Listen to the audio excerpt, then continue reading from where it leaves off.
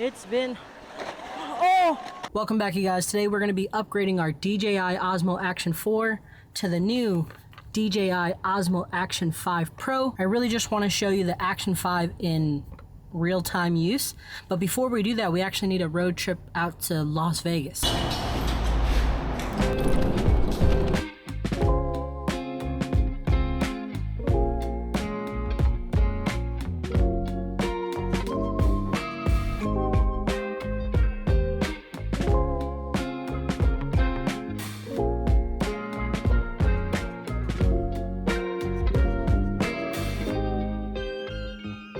Oh yeah, we finally made it to Vegas, y'all.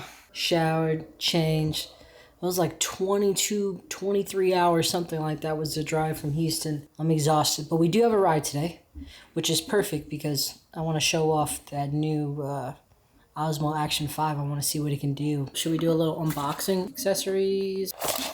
Our DJI Osmo Action 5. Got a little charger, sticker, and the user manual. We have a little protective case, just a little sticky mount, nothing crazy. I never really use these things. And whatever these things are. Accessories are cool and all, but we care about this.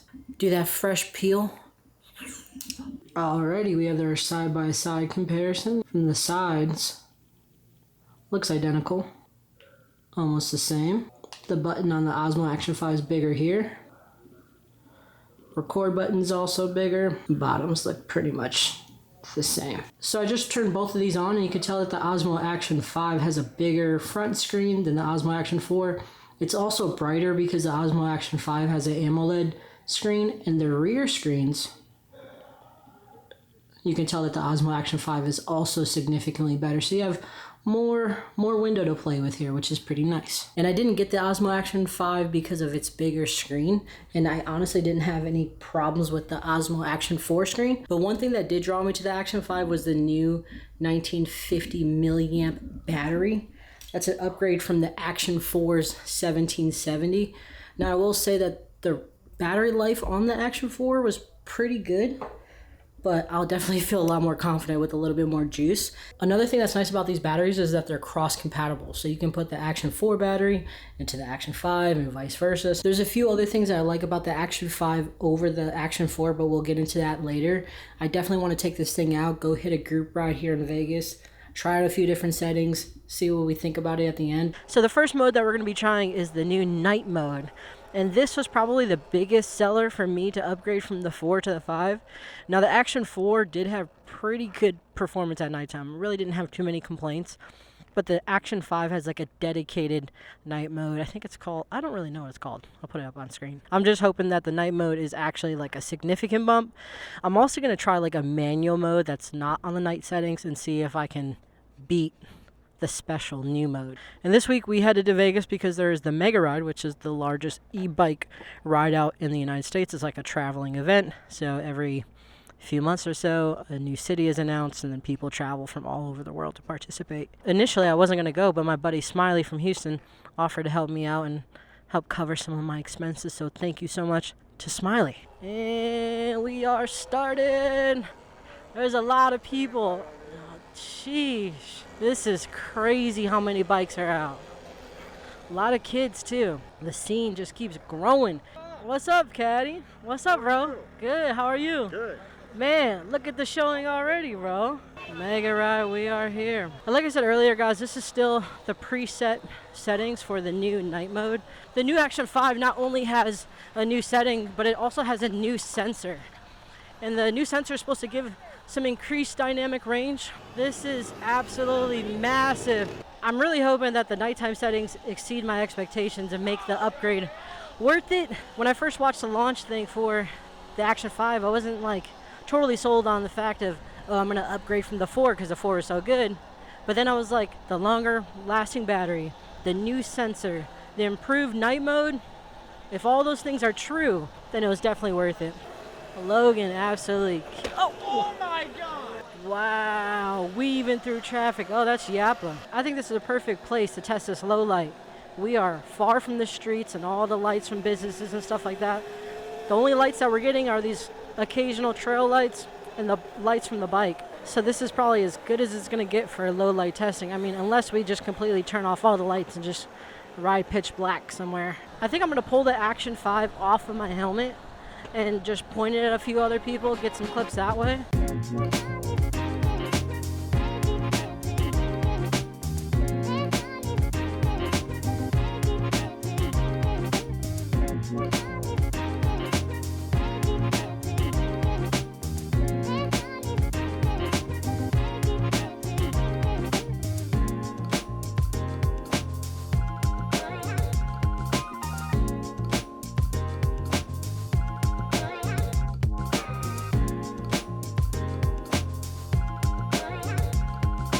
Okay, so what are your guys' thoughts on the new SuperNight mode from DJI? I was looking at some of the footage and I have some thoughts on it, but wait, look at this view. Woke up this morning to catch some vibes. So anywho, SuperNight mode. My first impressions are, well, do not run it at sunset hour or during the day at all. As I put on the note on the screen, it was kind of like, it just didn't look right. The quality was not good during the daytime at all. However, at nighttime, it did shine. I was really appreciating the visibility that we were getting at night, especially when we were in those low lit situations on the trails, away from the streets. It was like, wow, I'm getting the full view of what's happening and I don't have to worry about missing something. I also noticed in this night mode, the skies weren't as blown out. They weren't overexposed. The camera did a really good job of containing that darkness, adding color and exposure where it needed to. So I was pretty satisfied with what I was seeing. The stabilization also held up pretty dang well. I mean, we weren't getting a whole lot of shakes. I was riding my bike, so you could imagine the vibrations from the bike, or even when I was just staying stationary and I was panning the camera, I thought it did better than I expected. I do think that the SuperNight mode is great for the point and shoot type of people, the ones who don't want to worry about manual settings and all that. But there are some limitations to the SuperNight mode. You can't shoot in 4K slow-mo, so no 4K 60, no 4K 120. Another thing is that your field of view, you only get standard and wide, so no ultra wide mode. I did also try one manual mode while I was out there riding. I figured, why not just throw it into the normal recording mode, adjust the settings a little bit, and see what we can get. So I set it to 4K 30, and I put the ISO range from 100 to 12,800, and then I set the white balance to 4,100. I thought this would be plenty to give us enough light, but instead it was super dark, and I was like, okay, maybe I don't know what I'm doing with settings on the fly, and so it's something that I'm gonna have to keep tinkering with. But I will say that we get some interesting shots. It's like a little bit mysterious. I do still like it, but all in all, it does give me hope, because I'm gonna go back, I'm gonna try some more settings, I'm gonna fine tune that thing so that I can make the DJI Osmo Action 5 look incredibly cinematic at nighttime. That is my goal. I'm still not sold on the fact that it's significantly better than the Action 4, because the Action 4 was still so good. But like I said, if you don't want to worry about messing with manual settings and you want to be sure that you're going to get some visibility at nighttime, the Action 5's low light SuperNight mode is pretty much, it's almost right there. It's almost perfect. So the nighttime was good. But let's get you some day shots. Okay, and here we are with some daytime footage of the Action 5. I left everything on auto. So auto exposure, auto color, we're using 10-bit. And we are trying out the ultra wide mode. It is starting to definitely warm up here in Vegas. So last night was pretty interesting. It was the first day of this 4-day mega ride event. And there was a ton of people, which tells me that by the main ride, which is Sunday, there's gonna be hundreds. And I think once we get to the meet spot, I'm gonna handle the daytime test the same way that I did with the nighttime. Leave everything on the automatic DJI settings, see how it performs, film some other people doing some action. With the daytime settings, we're gonna get a little bit more diversity in the shots, because we can use the standard mode, wide, ultra wide. We can shoot in 4K 30, which is what you're seeing right now. We can do some slow-mo. We can get up to 4K 120, which I definitely want to test out, especially when we're in the middle of the pack and there's a whole lot of action going on. There's a few other modes that the Action 5 has that the Action 4 did not, and I do want to test those ones, but it's not something that I use on a regular basis, so I don't want to make it the focal point of this video. Okay, So since we caught up with the pack, I guess we can film some action.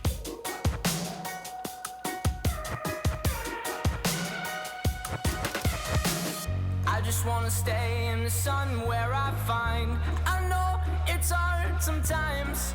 Pieces of peace in the sun's peace of mind. I know it's hard sometimes.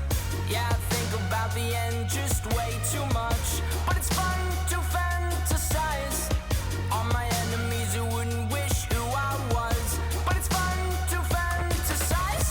Oh, oh, oh, oh, oh, I'm falling, so I'm taking my time on my ride. Oh, oh, oh, I'm falling, so I'm taking my time on my ride.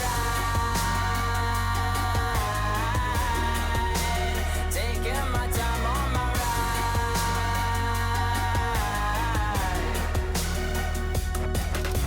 It was getting a little bit hot, so I came into the shade, come sit by the water, and now that I'm thinking about it, I think the water might be a little loud, and I don't even know if this shot's gonna be usable. But anyways, the daytime thoughts, my thoughts on the daytime mode, it was excellent. 4K 30 did well, 60, 120.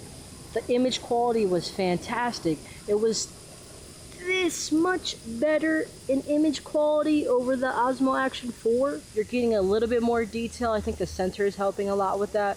But all in all, I wasn't like, whoa, this is so much better than the Osmo Action 4. Now let's talk about the battery, because the battery is where the Action 5 stands out. For the nighttime ride, I got 121 minutes of footage, and I still had 16% battery left. So if you average that out, that'd be roughly 144 minutes of footage on a single charge. The daytime ride was pretty much the same. I had 128 minutes of footage, and then I had 12% battery left. I'm still gonna carry an extra battery with me because you never know when you'll need it. But on a single charge, getting like 2.5 hours of 4K footage, that was pretty impressive. There's so much more to this camera that I haven't talked about in this video, and that's just because I don't personally use them a lot, and I don't want to speak to them unless I kind of know what I'm talking about.